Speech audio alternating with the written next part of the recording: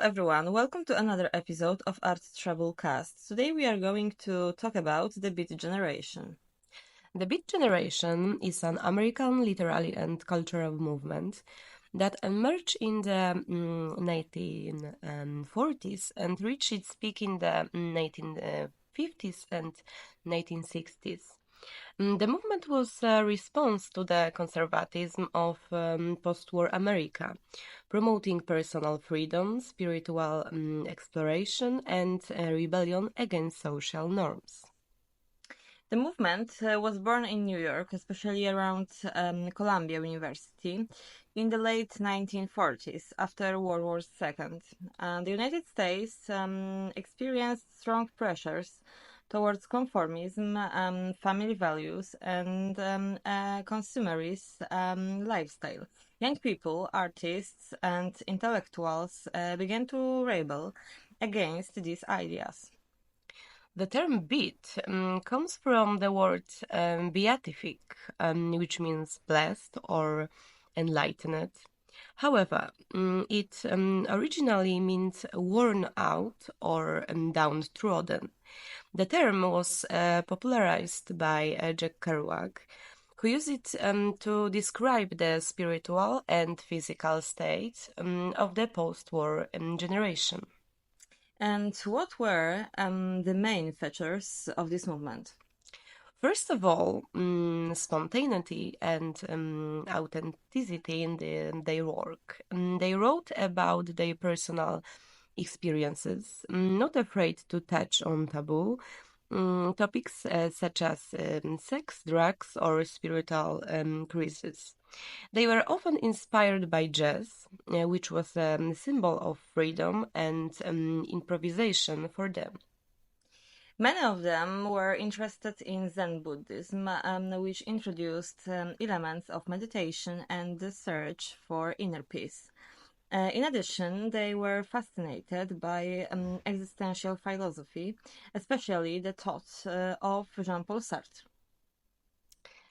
The most important representatives were Jack Kerouac, author of the novel On the Road, which became a manifesto of the generation. Allen Ginsberg, poet whose poem Aulido, Hall, became a symbol of rebellion and freedom of speech. William Burroughs, author of The Naked Lunch, an experimental novel, that broke literary conventions. Let's remember Cassidy. Cassidy was a close friend of Kerouac and Ginsberg. His lifestyle, full of energy, travel, and exploration, reflected the spirit of the Beat Generation. In addition to the books mentioned earlier, it's worth adding Reality Sandwiches by Allen Ginsberg, a collection of poems in which he touched on spiritual and social themes. The Dharma Bums by Jack Kerouac, a novel that shows the search for the meaning of life through spirituality and travel. Their ideas were the foundation for the hippie movement of the 60s, which developed themes of freedom, peace, and love. In addition, their work influenced the development of experimental literature and contemporary poetry. In literature, the Beat generation broke with traditional forms and conventions. They wrote spontaneously, often improvised, trying to capture the here and now of their experiences. Their texts were full of emotions, of controversial topics, and bold confessions. Kerouac, for example, compared his writing to jazz improvisation, where rhythm and melody were as important as the words. Although the Beat generation as an organized movement ended in the 1960s, its legacy lives on today. Their work, philosophy, and lifestyle continue to inspire artists, writers, and thinkers around the world. Yes, their influence is visible not only in literature, but also in music, art, and popular culture. The Beat Generation showed that it is worth being true to yourself, seeking the truth, and not being afraid of challenges. Their courage and authenticity remained relevant, reminding us that art and life can be a tool to express our deepest emotions and thoughts.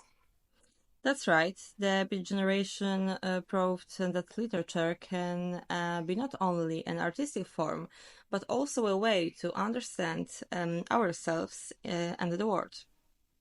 Their legacy is not only books, but also their attitude to life, courage, honesty, and the search for truth. And that's what keeps the Beat Generation alive and inspiring. Their story is a reminder that it's worth being true to yourself and not being afraid of the challenges that life puts before us. Exactly. The Beat Generation is not only the past, but also a lesson for the future. Their work and philosophy remain relevant, reminding us that it's worth being authentic and brave in expressing ourselves. And that art can be a tool for changing and understanding the world. Kerouac's On the Road is probably the most iconic novel of the Beat generation, not only because it captured the spirit of the era, but also because it defined a completely new way of writing and looking at literature. This book doesn't have a classic plot, it's more of a stream of experience, journeys, and thoughts. Kerouac wrote it, as he said, in spontaneous prose, without corrections on one long roll of paper, which was supposed to convey the authenticity of the experience. It was a kind of manifesto in the character of Dean Moriarty, inspired by Neil Cassidy. Kerouac presented not only a friend, but also a symbol of unbridled freedom, amoral enthusiasm, and eternal hunger for life. He was the embodiment of the beat, both as destroyed by the system and spiritually awoke. This journey across America was more than just a journey. It was a search for a meaning, community, and a rhythm that can only be felt when you are on the road. In On the Road, the way in which the American landscape is presented is also fascinating. It's no longer a country of success and stability, but a space of spiritual emptiness and constant movement.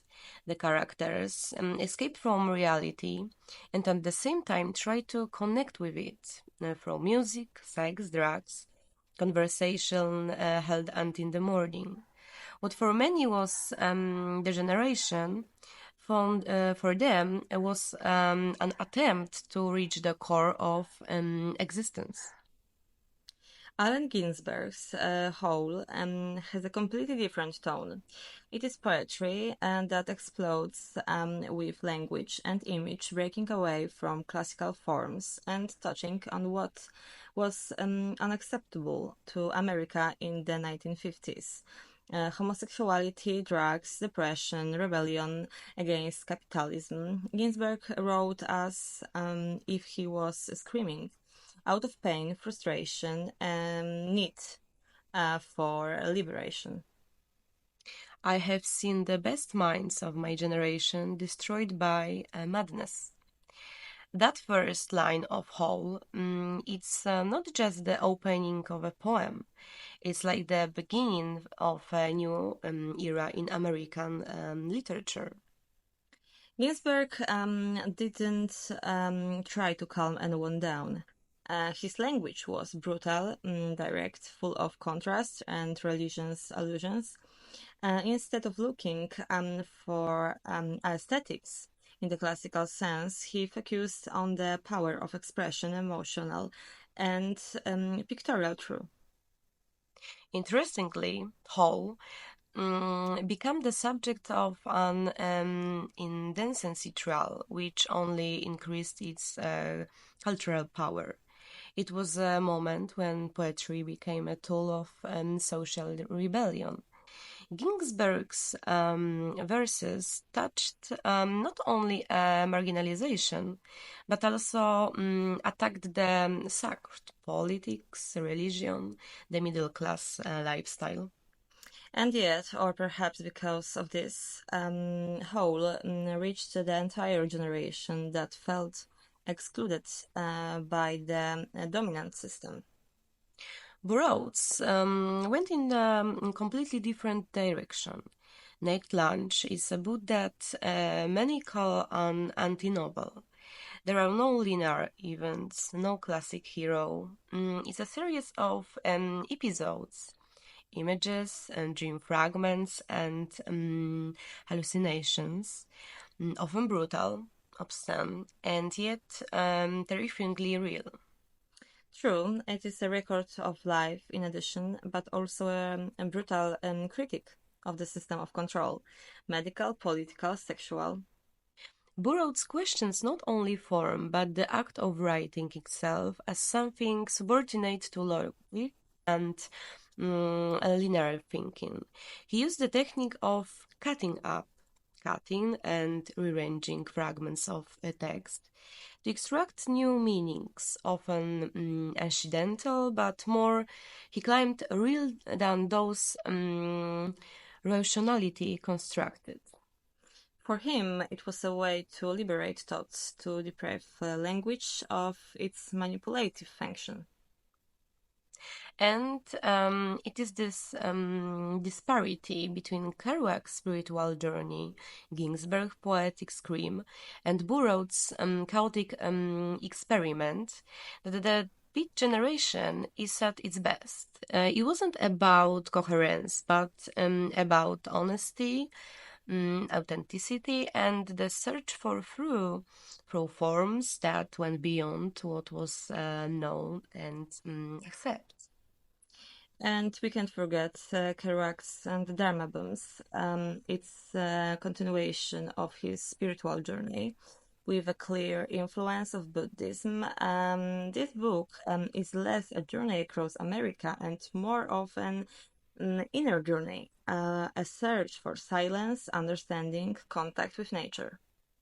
The Dharma Bums show that even in the chaos of the 50s, one could speak peace, and that not only the noise of rebellion, but also the silence of meditation was a form of protest. It's incredibly interesting how Kerouac was able to move from the wide rhythm of jazz in On the Road to the minimalist contemplation in this novel, although both carry the same theme, the search for meaning. What unites all these works is not only the subject matter but also the form. Everything here is fluid. This is literature that does not close in chapters but spills out like an improvised jazz concert. The literature of the Beat Generation, although it seems chaotic and raw, had a huge influence not only on subsequent generation of writers, but also on the whole of society. It was thanks to these books that Wood started talking about freedom of speech, the right to be different, and the value of marginalized voices. On the Road, Whole, and Naked Lunch are not only literature, they are turning points in thinking about what creativity is. Okay, thanks all for today. Thank you for being with us and see you next week.